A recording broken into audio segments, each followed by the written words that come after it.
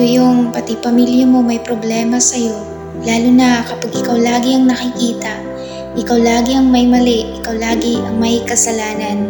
Yung tipong ikukumpara ka sa iba para malaman mo yung mga bagay na wala sa'yo, yung mga bagay na hindi mo kaya na kaya nila.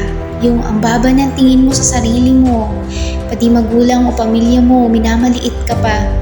Napapatanong ka na lang na pamilya niyo ba talaga ako?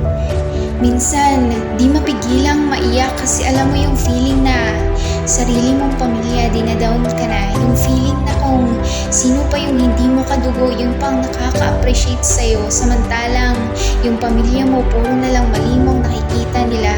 Yung feeling na ginawa mo naman lahat para maging tama sa paningin nila pero di nila nakikita kasi puro mali mo ang nakikita nila sa'yo. Minsan, naiinggit ako sa iba kasi yung pamilya nila nakasupport sa kanila. Ang hirap kasi manahimik. Mali kayo sa part na may masaya akong pamilya. Mali kayo sa part na lagi akong masaya, lagi akong nakangiti. Kasi ayokong ipakita sa inyo na malungkot ako. Magaling lang talaga ako magpanggap na masaya pero deep inside, pagod na ako. Minsan, napapatanong ako sa sarili ko kung kailan ba matatapos ang lahat ng to. Pag wala na ba ako sa bahay, pag wala na akong buhay.